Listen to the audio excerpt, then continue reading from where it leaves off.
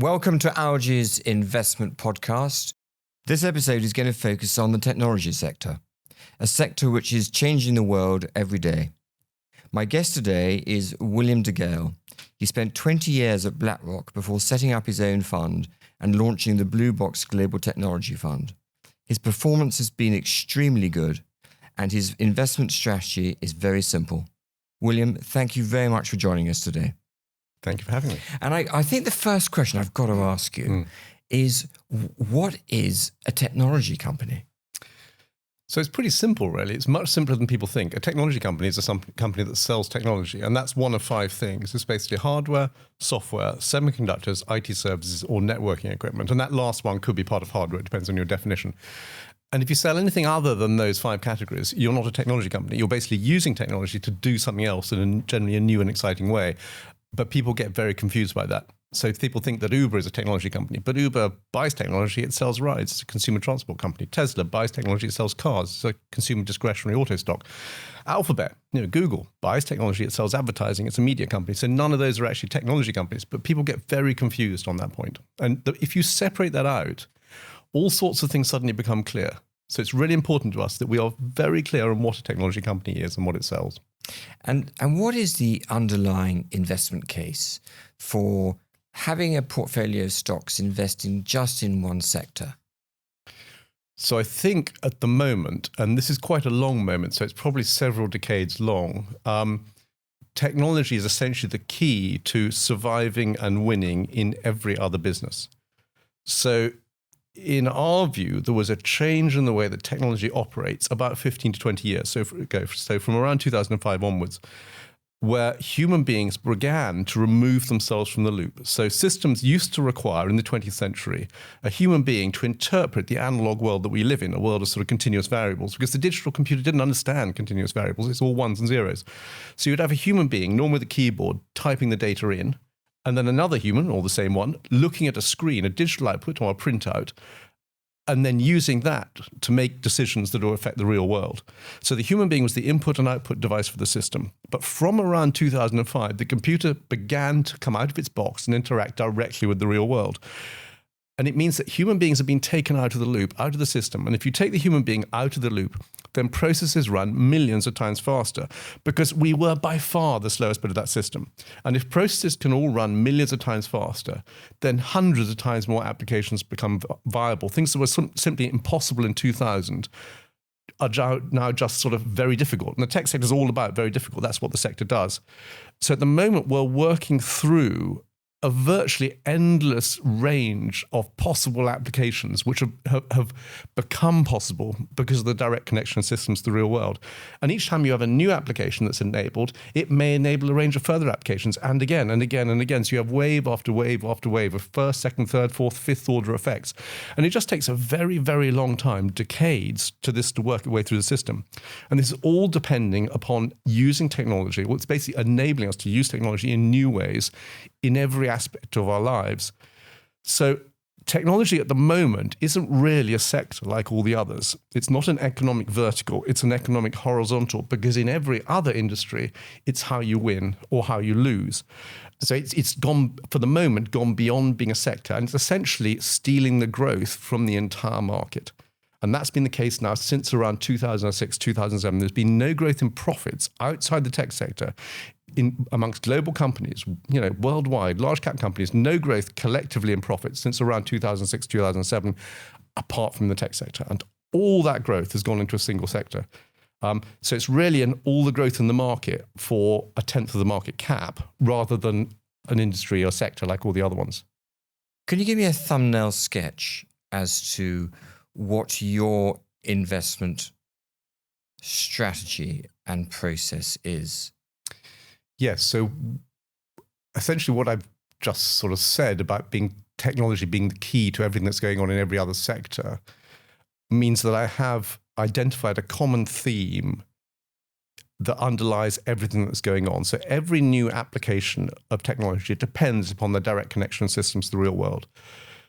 And that direct connection is enabled by a relatively small group of companies. And it doesn't matter what the next disruption is going to be, whatever the new way of disrupting an industry, the new application, it doesn't matter what that is, all of it it will depend upon directly connecting systems to the real world. So if you look for the companies that are enabling that direct connection of systems in the world, or supporting it, or directly benefiting it from in some way, they will be major beneficiaries of the next round of disruption, as well as the last one and the one before. So we can concentrate on a fairly small group of companies, stick with them, and basically get most of the benefits of whatever comes next. Because the companies that are disrupting, the exciting companies that are changing the world, are very seldom the businesses that are actually making any money out of it. They're the companies that are spending money on technology. The companies that make the money are the ones that are receiving the money, that are supplying the technology for that disruption. Both the disruptors and the incumbents have got to spend money on this new disruptive application, or they'll go out of business. And that money is being spent with the tech sector. So we just focus on those companies that are providing the key technology that's enabling all the disruption we see around us. And it's the same companies again and again and again. I mean, how long did it take you to figure this out? Is this something which has evolved over time, or have you known for the last 25 years this is the best way of investing in technology? You know, I started my investment career in 1997 with the inflation of the tech bubble. And at that point, I was part of a very successful team that invested in the way you're meant to invest in tech, what everybody says, which is basically you buy the most exciting stories, the biggest growth rates, and you ride it up, and you just try and bail out before anything too horrible happens. And of course, we all know what happened as a result of that. Middle of 2000, the market fell apart, and it was an absolute catastrophe. And luckily, I survived that from a career point of view, because I wasn't quite senior enough to get fired at that point. And what I learned from that is that really doing what everybody else is doing and just hoping you can get out before everybody else decides to is not a great strategy. Therefore, for a while, it wasn't altogether clear what you should do. And I'm a tech analyst. I'm responsible for providing tech investments for a big global equity team. So I had to find some sort of theory. And around 2005, it occurred to me that there was a new category of company arising, which was basically using technology in a new way. An example would be, and the particular one I noticed first, was companies using global positioning, GPS, for commercial purposes and adding other positioning technologies as well. So, for example, putting a device in the cab of a digger on a construction site so that the hole went in the ground in exactly the same place, because apparently a huge portion of the costs of a really big construction project are correcting the errors from early stages because things weren't quite in the right place and they have to be moved. And moving it once it's done is very, very expensive. So if you can get the hole in the right place to start with, and all the holes in the right place in a long road, everything coming together in the right order, your construction process becomes much more efficient. And that was essentially being done by the device in the cab, not by the human. The human in the cab could sit there with his arms crossed as a sort of safety driver, while the machine worked out where to put the hole. And I sort of identified this as a category which I called computers come out and meet the real world. And that category on my universe sheet, so my list of all the companies that I theoretically cover in the tech sector, that box of computers come out to meet the real world just got bigger and bigger and bigger and bigger. There are more and more companies which I felt were actually doing essentially the same thing or supporting it in some way or whatever. And there was one other thing which I noticed in about 2007 when what was then probably still just Merrill, but about to become BlackRock, we were starting to use very, very primitive machine learning to assist us in stock selection. And they basically fed a vast amount of data into the machine about every characteristic and every stock price movement of every stock they could think. I mean, huge amounts of data. And then they suggested to the machine various sort of themes like growth or value or quality or whatever that it might try and select for. And just it would be allowed to tweak the algorithms to find the best approach and come up with names that it thought, on the basis of history, should do well going forwards. Now, the first problem in this system was it loved the letter A. So we found after a while that actually was just selecting companies in alphabetical order. That took a surprisingly long time to notice, I might say. The second thing was the growth category. It seemed very odd. It wasn't selecting high growth stocks. And we suddenly realized it was actually selecting consciously against ultra high revenue growth.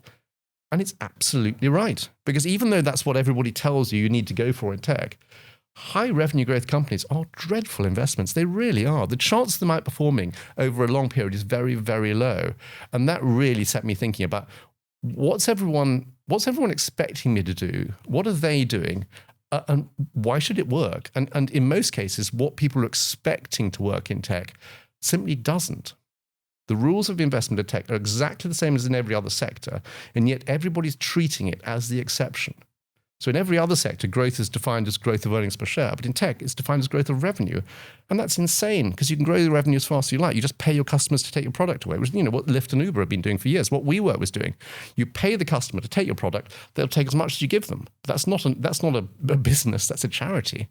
So looking at revenue growth just doesn't really help you. It's profit growth in the end. Now say a stock price has got a target. You got your target price is $100. And it's a wonderfully boring, clunky tech business that everybody wants to help enable them to be more profitable as a business. Yeah. When will you trim and when will you add? Is it a 10, 15% premium or? So the first point is we won't ever have a target price. So thinking about an absolute value, an absolute price for a technology stock is, in my experience, a big mistake. Because the problem is, or the nice thing is, if you'll get it right, is that these are essentially intellectual property business models. And if you've got an intellectual property business model, you can sell whatever it is you sell a gazillion times over, and you still got exactly what you started with. So the marginal return for success can effectively be infinite, or something virtually infinite. If you get it wrong, the marginal return for failure is absolutely horrific in the tech sector. You just disappear. So the range of returns is absolutely enormous. The range of growth rates is absolutely enormous. And also, the most important thing is you have no idea how long that success is going for. So the timing factor is almost infinite as well. It could be you become obsolete next year or in 20 years' time. And that will make all the difference when you being ludicrously overvalued to actually an absolute bargain.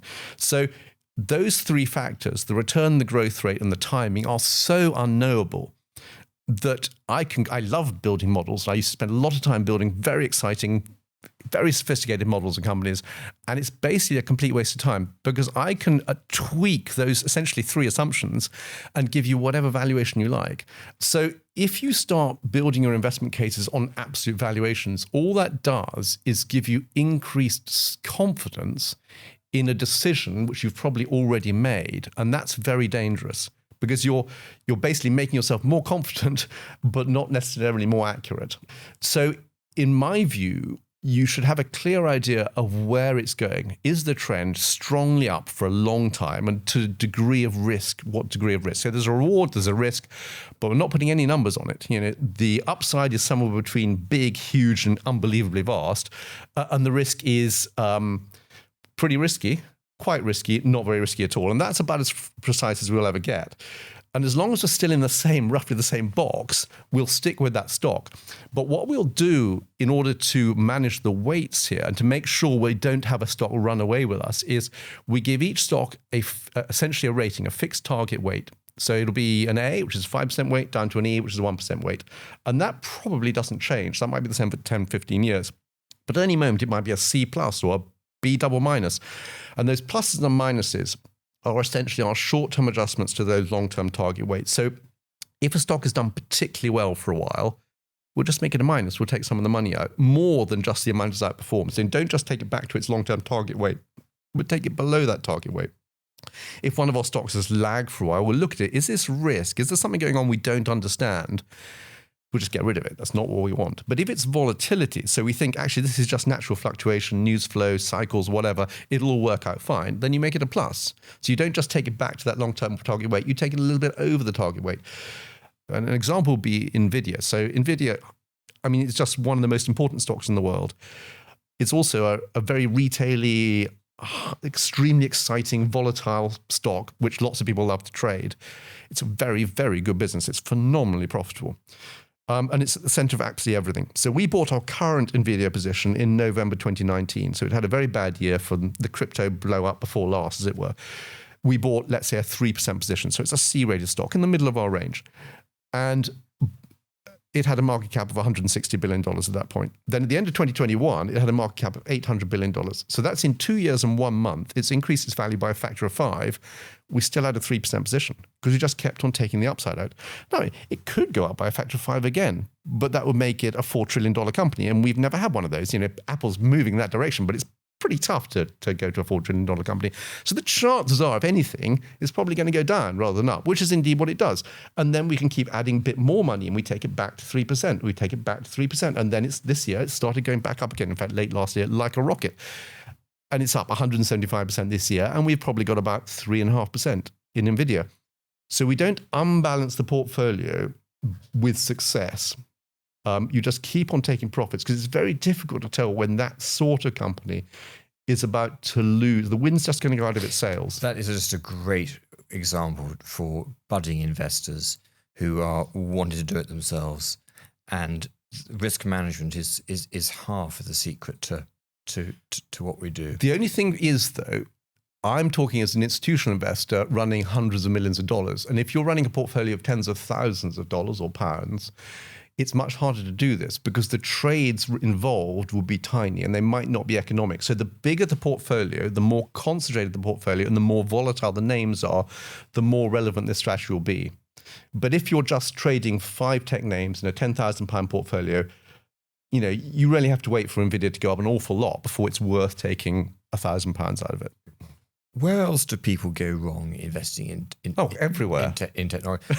What do you think of the flawed strategies? It's such an exciting sector to be invested in, and we all get buzzed up at dinner parties thinking, oh, I must own that, and then you wake up in the morning, no, it's absolute rubbish. It's already done its job. So that first point, must own that. That's the biggest error in tech. So fear of missing out, worried about what you don't own, worried that you miss the big winner of whatever it is. That's the biggest destroyer of returns for investors in the tech sector. So you must never worry about what you haven't got. What you need to have is the long-term winners, the steady, big long-term winners, not the winners in any individual year, because the winners in any individual year are generally outnumbered by the losers who were the winners in the year before and the year before and the year before and the year before, and they're all going down. And no one talks about the stocks that are going down. So you don't get the impression of quite how many of these angels of previous years are underperforming at any moment. And people concentrate on the ones that are doing really well. Actually, if you own none of those really exciting companies, you're probably already ahead of all your peers. But in general, the biggest exception to don't own something that everybody likes is the moment where everybody likes it in principle and over the long term, but they're very worried about some short-term risk. And that's the best possible moment to buy that company, because can you give me an example? Well, the classic one is ARM. So ARM, back in 2008, early 2009, everybody was very worried. So the world's going into recession. Companies are missing right, left, and center. And ARM at the moment hasn't downgraded, hasn't missed. And what ARM does is basically sell the design for the absolutely crucial central element, a processor core, for a huge number of the chips, the silicon chips, transistor semiconductors that run almost every mobile device in the world. Originally mobile phones, but now almost everything that uses a battery would be based or have at least some ARM cores in it. It doesn't ever produce anything physical. It just lets you use its design, and it basically charges you a license fee and it collects royalties. And those royalties are collected 1 quarter after the product that has the ARM core in it is shipped. So therefore, ARM's results historically are always 1 quarter behind everybody else. So if everybody else had a great quarter, ARM will probably have the great next quarter. And if everyone had a disastrous quarter, like late 2008, everyone assumed that the next quarter for ARM would be a catastrophe. Now, ARM was an extremely popular company. It was the most exciting tech company in the UK, probably in Europe. It was quite a rare commodity as a result, because we don't have many huge tech successes in Europe. So lots of people wanted to own it. So therefore, it was very expensive, extremely well known. But at this point, towards the end of 2008 and the beginning of 2009, all the other tech companies had blown up. And there was just its expectation that when ARM reported in probably middle of February 2009 on the December quarter, it would be awful. And everyone was saying, I noticed everybody, both within BlackRock, where I was working, and out the sell side, the brokers were saying the same thing. Great company long term, going to have a very tricky quarter. This is probably the time to buy it. And that was just a win-win situation, because if the company beat expectations, or at least reported a reasonable set of results, it was going to go off like a rocket, because expectations were so low. But even better, if it missed, everybody was going to buy it anyway. So it would be down for about half an hour, and then it would go through the ceiling even faster. It just seemed like a win-win situation. So that was the perfect opportunity to get into ARM, where it was probably a little bit less expensive than normal, but it had a very high chance of getting back to being very expensive very fast after a certain a certain hurdle had been passed. And indeed, it actually had a perfectly good quarter, and then it turned out to be completely central to the smartphone revolution, which happened over the next few years. And the stock was up, I think, more than 600% over the next few years. And then I made the mistake of selling the entire position, which is what I shouldn't have done. I should just have kept trimming it and held a core position for it. And that was one of my formative experiences, I must admit. What time horizon do you think that common sense says they need to be committed to invest for to enable the strategy to actually do what it says on the tin? Because you can get the short-term timing wrong as an investor, and you have to wait for it to turn around. Yeah, in this sector, a 15% trend is such a strong trend that over a 3-year view, you're very unlikely to be on the wrong side of it. So if you think about the mathematics of it, if you got a 15% long-term trend, and that's an enormous if, but that is my base case, I think we have got one. If you have a 15% long-term trend, but you have a big correction, let's say this market, the tech sector goes down 30%, so proper, worried about recession type stuff. To get back to the middle of that trend, so where you started from, as it were, within the trend, within 3 years of the start of the correction, requires 115% upside from the bottom. And that's an enormous amount. And people get so worried about being 50% up and they panic, it's clearly overdone. They're just not thinking about the mathematics. 15% trends are so strong that it's all going to be fine on a 3-year plus view. But if you need the money for something, then you need to be able to get it out, because not having money you need when you need it is extremely expensive as well. So really what you need to be looking for is investing in something where you have real confidence in the long-term trend, where you expect to be able to leave the money for 3 years, and it should be absolutely fine. But you have the ability, if you really need it, to get that money out, because otherwise, from a sort of personal finance point of view, you can end up being stuffed, and that's not good news. You've obviously had plenty of experiences when the value is being created for everybody else apart from the shareholder. Yeah. Is it difficult to find businesses that actually are focused on delivering shareholder value? And when it comes to value, can you talk a little bit about valuation and, what sort of valuation markers you're attracted to, whether it's return on capital employed or whatever it might be? So worrying too much about absolute valuation in tech is basically going to make you make the wrong decisions, because the facts on the ground change so fast with success that you'll always be left behind. And the average US tech stock has seen a 900% increase in its profits since 2007. And that's the average tech stock. That's staggering. The good ones, that's a pretty impressive curve when you see it. The really successful ones are way more than that. But who back in 2007 would have put 900% in their forward model? If they had, their boss would have told them to go away and do it again and don't be so stupid. But that's the average stock. That's not the successful stock. The returns for success in the tech sector are enormous. And at the moment, success is very easy to come by because everything depends upon technology.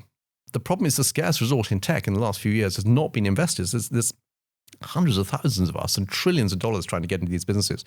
The scarce resource in technology is software engineers. And software engineers love options. They're quite rational people, particularly on the West Coast and in Northern California. They love options because they recognize that's the only way they get to be rich without setting up their own business, which is very risky. They don't want to do that. So you're never going to be a billionaire with stock options, but you might be a multimillionaire if you're lucky, and that's good enough. I'm perfectly honest, I'd much prefer to be a multimillionaire than a billionaire. So they love options. They're the scarce resource. We investors are telling management you can use as many options as you like because we're not even going to count them. And the result is massive, massive stock dilution going on, which it's an enormous headwind to the returns of the outside shareholders, which is basically us and our clients. And everyone just completely ignores that. So you've got to look to see who owns the value that this business is creating. First of all, is the company creating any value? And lots of businesses are not creating any value at all. Secondly, who does that value belong to? And I've got to have a reasonable proportion of that coming to my clients, or I'm just not interested. And the easiest way to do that, if you're a professional investor, is basically to go to Bloomberg. And Bloomberg has a forward estimate page. So you go to the estimate page, so you look up whatever company, let's say Palantir's estimates, earnings per share for next year, and you can toggle between GAAP earnings per share, so the full accounting one with all the nasty costs in there, basically the value this business is creating, and the adjusted number, the pro forma number, the nice softer number with the nasty stuff removed that people don't want to think about. And and the pro forma number is the one that most people are using to look at that company. If that forward earnings per share changes a lot between the GAAP and the pro forma, in general, that business is not being run for outside shareholders, it's being run for someone else. And it might be going to insiders, management, engineers in stock options. It might be going on acquisitions, because acquisitions in tech are ludicrously overvalued. It might be going on restructuring expenses, which again, people just ignore. It's a one-off, so we can ignore it. But if it happens every other year, it's not a one-off. It's just a cost of doing business. And these are the ways that profits get diverted away from the owners of the company within the tech sector. And none of them are illegal. None of them are wrong. They all have good reasons for doing them.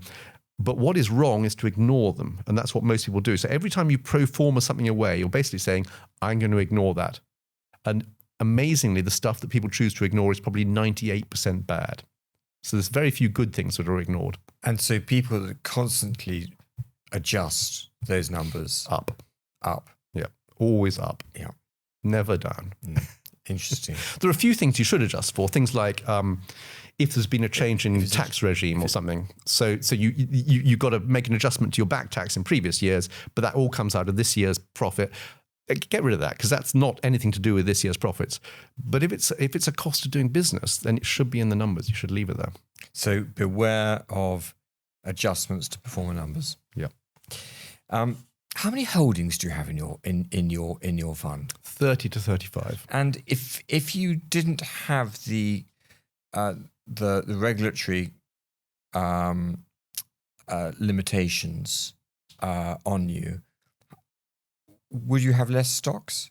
No. Or does that no, feel I think comfortable? below 30, I would feel uncomfortable. I wouldn't feel fully diversified. I see no need to have a 10% or more position. There's no point in having a less than 1% position. And it's quite a flat portfolio. 3% seems about right for most of the stocks. So we end up with roughly 33 stocks. And I noticed that the bulk of your portfolio is in large caps, but within that, you've got over 50% in companies with market caps of between $10 and $100 billion. And that seems to be a real sweet spot for you. That's definitely my view. I think that is the sweet spot of the market. So we don't really go below 10 billion. We can go down to 1 billion, but to be honest, we don't really. I think the smallest stock we got at the moment is more than 10 billion. But a $10 billion company is a vast business. I think in the UK market, it would still be classified as a mega cap. You've got all the information, all the liquidity you could possibly want as an investor. But if it gets it right in the tech sector, it could turn into a mega cap, and that's an increase of 30 times or more. And I class a mega cap as being 1% of the S&P 500. So it's a moving target. It's not a fixed number. At the moment, it's around $300 billion. So you could go from 10 to 300 with success in the tech sector. It won't happen overnight, but it can happen surprisingly fast. So that 10 to 100 billion range, you've got all the advantages of large cap investing, but you've got the potential for vast changes in valuation, which are no longer available to the mega caps because they're there already. How much bigger can they get? But it's not a popular market cap range in the market. So people tend to focus on the very biggest companies, the mega caps, or the very smallest, the small cap, mid cap market.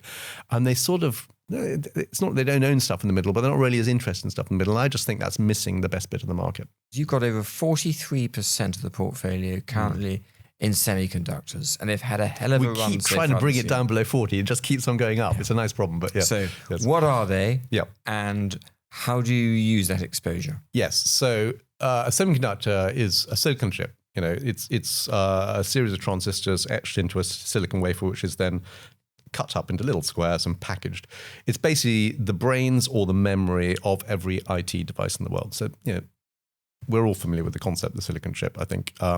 And this stuff is very difficult to make.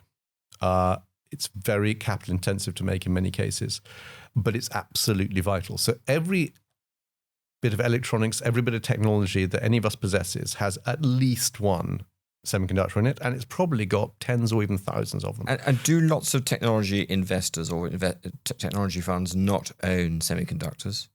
Well, some of them don't at all, in which case I don't think they're real technology funds. So, for example, ARC Innovation ETF doesn't really own any semiconductors at all. It's not interested in semis. But then actually, ARC doesn't really invest in tech companies. Most of what it invests in are companies that buy technology and sell something else, the disruptors. Most global tech funds that I'm up against own semis, but I don't think any of them would own quite as much as we do.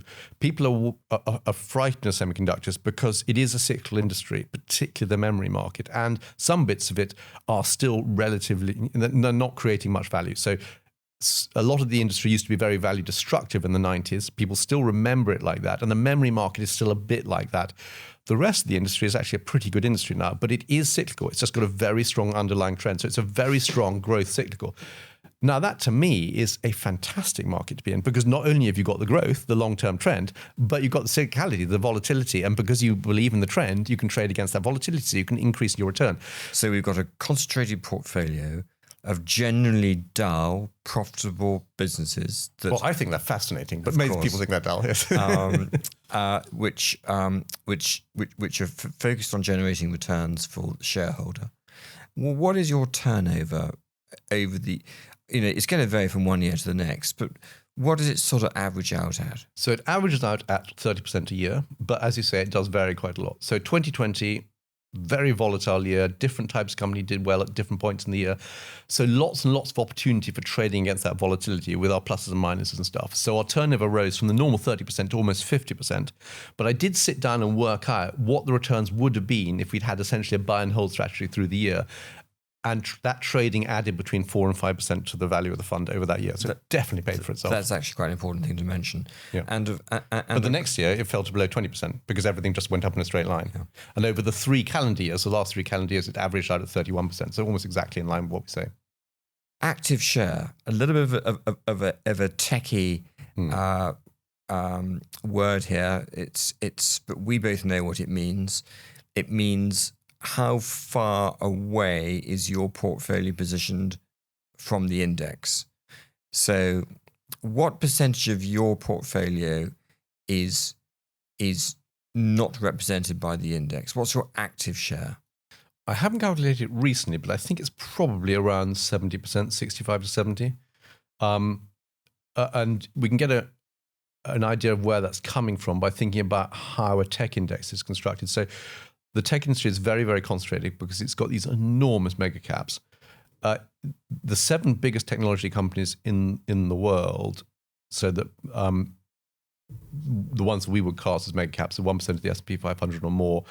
Of, for example, MSCI Broad Global Tech Index, it makes up essentially 50. I think it's 49.6% the last time I added it up. So effectively 50% of the index in those 7 names. And our exposure to those 7 names, we don't really own. We own probably 3 of them, and we won't own more than 6% of any of them, and we probably own 2 to 3% of some of them. So we probably own about 15%. So that's 35% active share immediately. And then, of course, a lot of other stuff we either do own, the index doesn't own, or we don't own and the index does. So I think we'll find the active share is somewhere 65, 70%, something of that sort. What advice have you got for budding fund managers, people who are desperate, just want to be fund managers? Any words of wisdom? So whatever your stage is, you probably want to start practicing, and maybe not with real money, but at least with theoretical money. It's not quite real because you haven't got transaction costs and stuff in there, but it gives you a reasonable impression. Whereas if you just think to yourself, oh yeah, I knew I wanted to buy NVIDIA a month or 2 back, and then it's gone up a lot, you might credit yourself with more skill and more luck than you actually had. What you're trying to achieve is an almost impossible balance between arrogance and humility.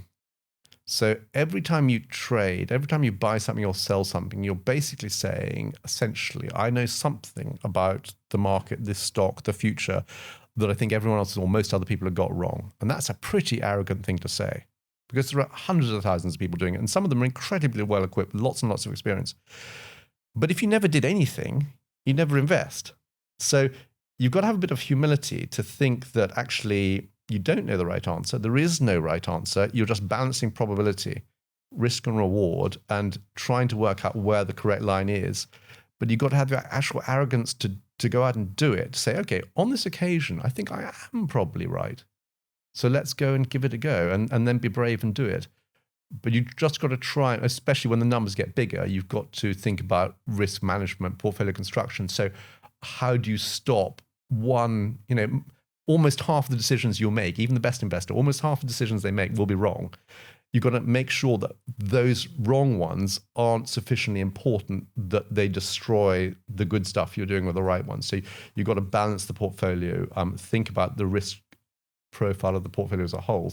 And that's what I was saying about earlier, about taking the upside away from your winners, because you don't, however good that story is, you don't want it to unbalance the portfolio. You don't want a single stock that if something goes wrong, it just completely destroys your returns. I've seen it time and time again. Yep. When a fund manager's performance track record has been built on one or two stocks. Yeah. William, I've so enjoyed talking to you. I hope for those who are looking to come into our industry, they've got some enthusiasm to actually have a go and keep an eye out for when you do get lucky breaks, because they do happen. And I'm looking forward to many years of you being a great success and delivering fantastic returns for your investors. Thank you, Algie. Much appreciated. Thank you. All content on the Algie's Investment Podcast is for your general information and use only, and is not intended to address your particular requirements. In particular, the content does not constitute any form of advice, recommendation, representation, endorsement, or arrangement, and is not intended to be relied upon by users in making or refraining from making any specific investment or other decisions. Guests and presenters may have positions in any of the investments discussed.